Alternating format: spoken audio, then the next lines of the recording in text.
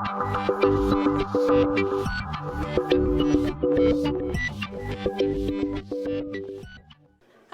so my name is Kleemola. So I work at Citizen Lab, which is a research group based out of the Monk School of Global Affairs at the University of Toronto. So I was here speaking last year, as well as at Sector, about targeted malware towards human rights groups. And so that was part of our targeted threats project. And so just as a follow-up, when I was here, I was saying we're going to have this big report that's going to be out soon. And it took a while, but it is actually finally out. And so it actually follows 10 different human rights groups over 4 years. And it's divided into 2 sections. There's an executive summary, which has a really high-level overview.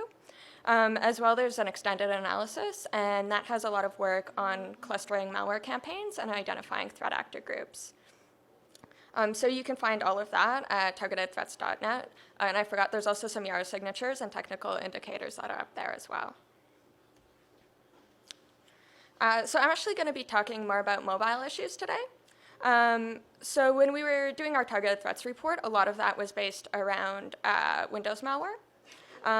But so what's been happening more is we're hearing more and more about mobile concerns. And so I'm just going to give a little bit of a background on that before I talk about censorship, because that tends to be the most opaque form of surveillance. And so how sort of informational denial leads to an increase in malware and how that relates to other terms of surveillance. And then I'm just going to do a bit of a case study.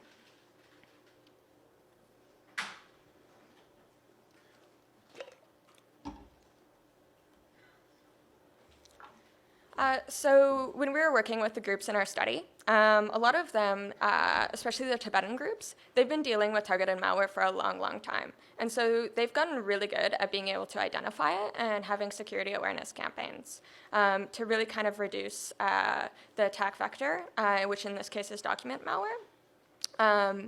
And so they've gotten very good at this, like I said. But so more and more they're worried about mobile communications and applications, and now they have to develop all these new awareness campaigns to deal with this. So the first app that you always hear about with China-facing groups is called WeChat. And so this is a chat application that's made by Tencent, which is a Chinese company. And so it hooks into their QQ social network. And so it has a huge user base. It's kind of equivalent to Facebook in that everyone is using it. But since it's a Chinese company, so they're subject to Chinese laws. And so because of that, there's a lot of anecdotal reports of people being picked up and arrested for what they say on WeChat, as well as there's censorship of mainland Chinese users. And so this is a quote from one of our study participants. And so they're just trying to get at that there's this huge desire to be connected to everyone else. And platforms like WeChat really allow this, but there's also huge risk. And so in their case, they have to kind of start over with their campaigns. And for WeChat, there's really nothing they can do but say, don't use this. But so WeChat is not the only application that has censorship on it. Pretty much every single Chinese company will do this. So the most simple thing is they'll just block keywords. And so you may not be able to post a message that is about, say, politically sensitive events, or, say, a group like Falun Gong. So another app that we started noticing is called Line. So this is a little different because it's made by a Japanese company. And so for them to expand into China, what they started doing was implementing keyword censorship as well. Thankfully, they do this on the client side, so we can actually just see all the words that they are censoring and get kind of a good view into the political climate that way.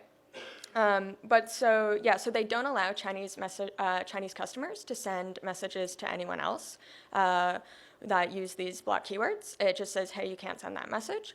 And then also users who are outside of China but are messaging someone who is in China, they think their message went through, but it's actually censored on the Chinese user's side.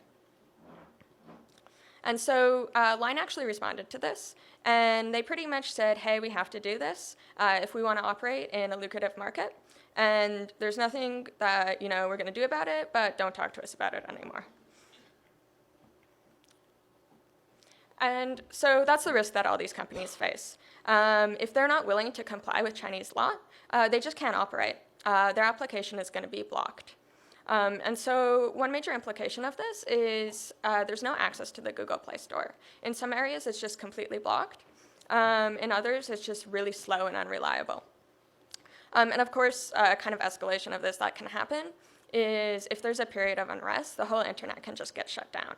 And we've seen this happen a few times.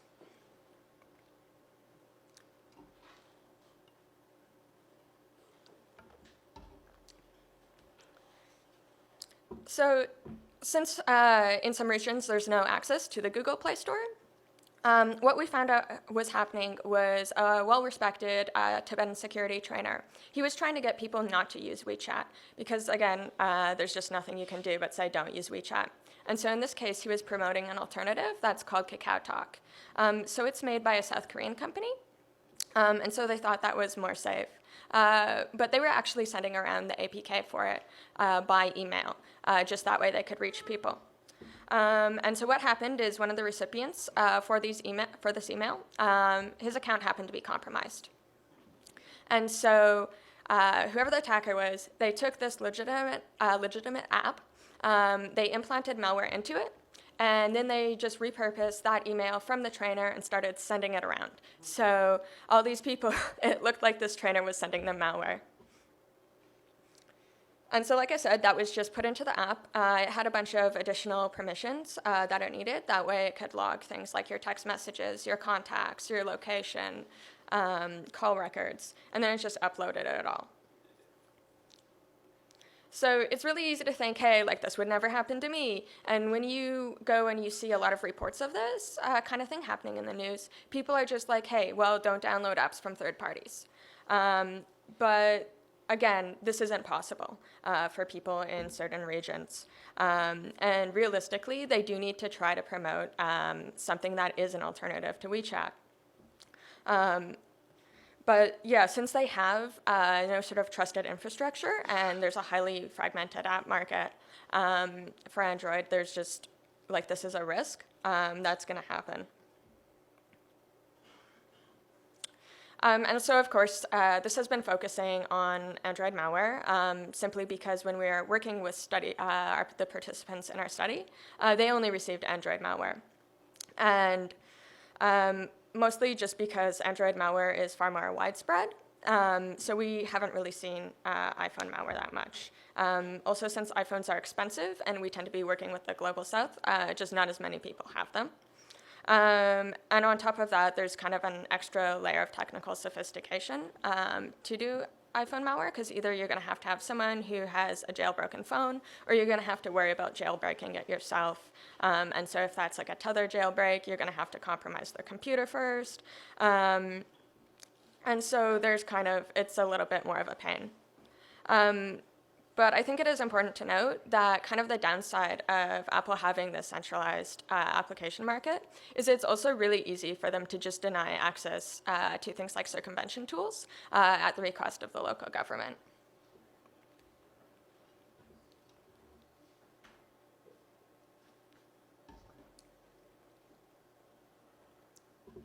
And so, of course, what you see happening is all these companies turning these tools into a product. And so they do have them for the traditional platforms, Windows, OS X, but they've also started getting into the mobile sphere. So two of the big offenders for this are Gamma International. So they make something called FinFisher. And then there's also Hacking Team, and they make Remote Control System, or RCS. So FinFisher, they have it for iPhone, Android, Symbian, and even Windows Mobile. Well, Hacking Team has iPhone, Android, and there's probably more that we just haven't seen yet. And so what they do like to do is say, hey, we only sell to trusted governments. And so some of the time they do. FinFisher, Gamma International, they recently had about 40 gigs of documents leaked. And so this is a support request that was in the leaked documents, and this was actually from Australia's New South Wales Police. And so in this case, the police were actually pretty concerned that we need to respect what is legal privilege. But at the same time, Finfisher is also being used in countries that don't have the greatest human rights records, and just one example of that is Bahrain.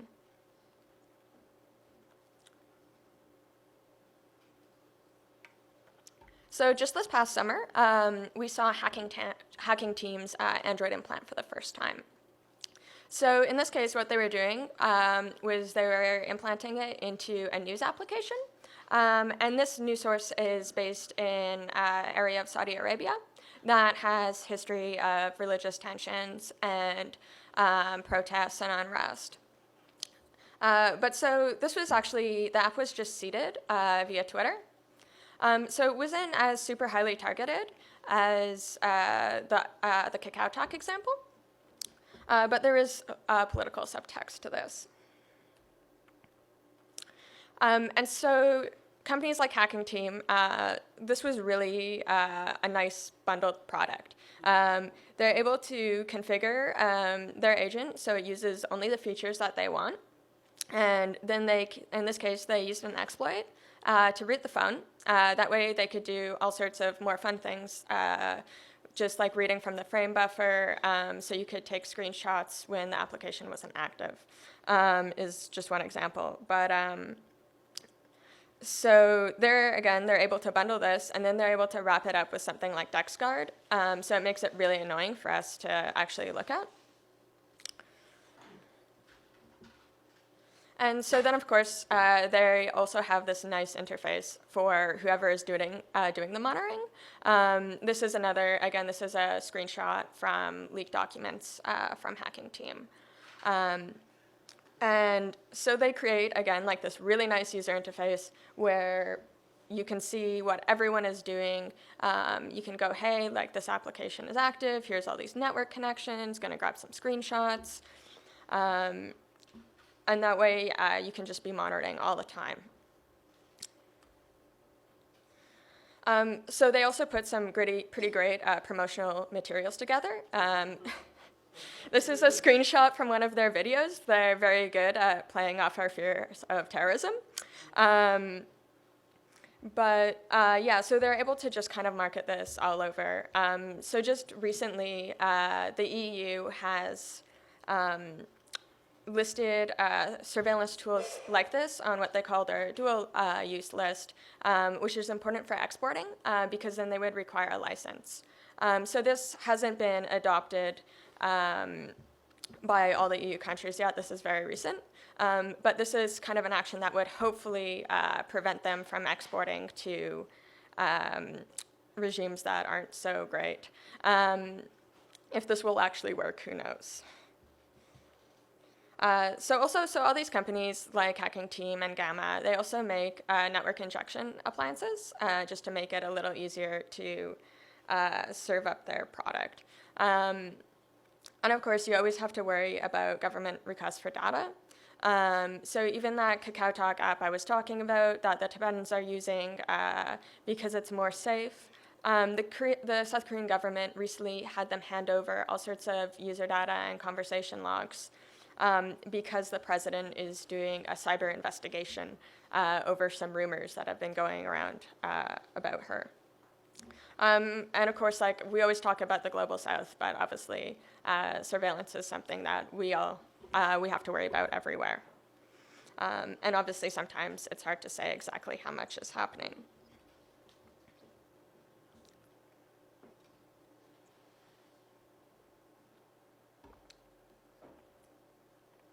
So I just wanted to talk about Hong Kong right now. As most people know, there have been a lot of protests recently because Beijing recently went back on a promise to allow free elections and has said they need to approve every single candidate. And so this has kind of brought a lot of mobile issues into focus. So of course, there's been the aggressive censorship. Keywords like even just Hong Kong and umbrella, which is a symbol of the protesters, these have been blocked. So then there's also, there's a group called Code for HK, and they were kind of like a hacker group going and doing things like, say, recommending safer apps for people to use, like suggesting people use Telegram. Unfortunately, what wound up happening is this phishing message started going around saying, hey, Code for HK made this really great app, and it will help you organize protests. But it was actually malware. And so they had this for both iPhone and Android. The iPhone case, you had to have a jailbroken phone.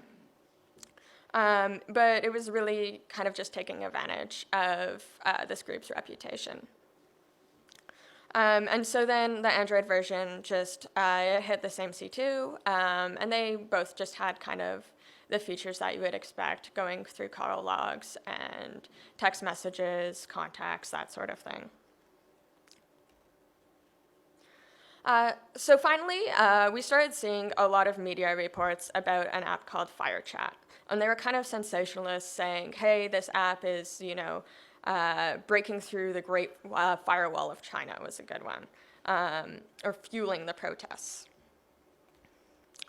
And so FireChat is an app that just recently came out this spring. And so it was intended for more if you're at a concert and you want to talk to your friends, but there's no, say, cell phone reception, because they had a mesh networking mode where you could talk to your friends via Bluetooth.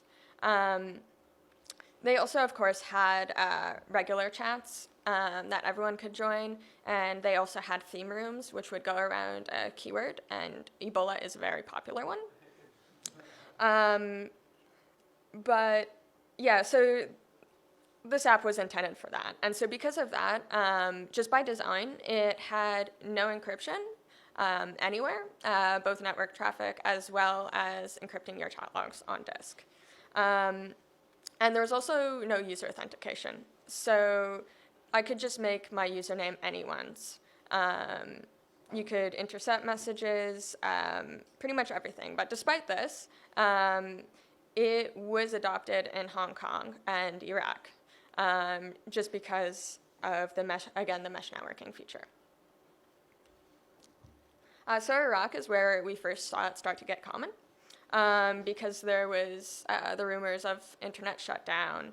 And so before that, like this is their download, right? So before that, they really hadn't been adopted by that many people, and then they kind of got a huge amount of downloads.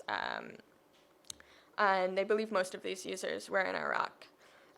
Just an aside, that someone at Bloomberg is like really proud of that headline, but. So the creators of the app, they were kind of happy about this. This is one just tweeting that, hey, like, we're a tool of the revolution and all of this. But in media reports, they were willing to admit, hey, this isn't very secure. This is probably not the best app that you should be using. Unfortunately, though, on the download page, they didn't really say anything at that. So there was no clear message to the users about whether this is something that they could use for private communications, or if the app was just offering 4chan-style anonymity. They have recently put a warning on, though, now. And so also because of all these criticisms, they've really tried to retrofit the app with security features, trying to encrypt some of the network traffic, as well as having usernames with authentication. And these have actually all made the app really clunky and harder to use, but they still haven't fixed certain other problems. Your chat logs still just are saved to disk in plain text. And so while they made it so it wipes the cached chats on sign out, there's actually a bug in it where sometimes you'll continue to receive messages even after you've signed out of FireChat. So you may not even know that there's these messages on your phone. And if you haven't signed out, like, anyone can just read them. So perhaps unsurprisingly, this wasn't really the greatest app for people to be using. Despite that, I think it is important that it offered the protesters something they wanted. this was an app that you didn't need internet for, and that was also free of kind of centralized surveillance and censorship. The only problem was it was also trivial for the police to just go and see everything that everyone was saying, and plant false information, pretend to be other people, anything like that. So the developers, obviously, they didn't have any sort of threat modeling, or they didn't really think about this. But maybe that's a new kind of future area to look into, looking at more secure mesh networking. So just to kind of wrap up, I think the key points are there really needs to be an awareness of what a service is offering, because people don't really know if it is protecting your privacy and how. Even here, like, there's a lot of misconceptions about what Tor is offering. So we also need to consider the regional context. It's really easy for us to pass judgments and give all these security recommendations where they might not actually apply to certain parts of the world, especially among groups like the Tibetans, who are just highly, highly targeted over and over again. So then none of these are really super new problems, but it is new that everyone has one of these devices in their pocket, and it's also more difficult for the groups to start to get people to think and realize that their mobile device is pretty much just a small computer. So you can find out more of our research at citizenlab.org. I have also included at the end of the slide deck a list of reports that I think are pretty good. And so I just also wanted to give a few quick thank yous to Ted Campbell, who let me put malware on his phone, and also proved that you're not always your own worst critic. Sorry. Andrei Petrov for not letting time zones get in the way of me practicing. And then Laura Satula for always being able to say things nicely. And then also, of course, to the BSides organizers for putting up with me.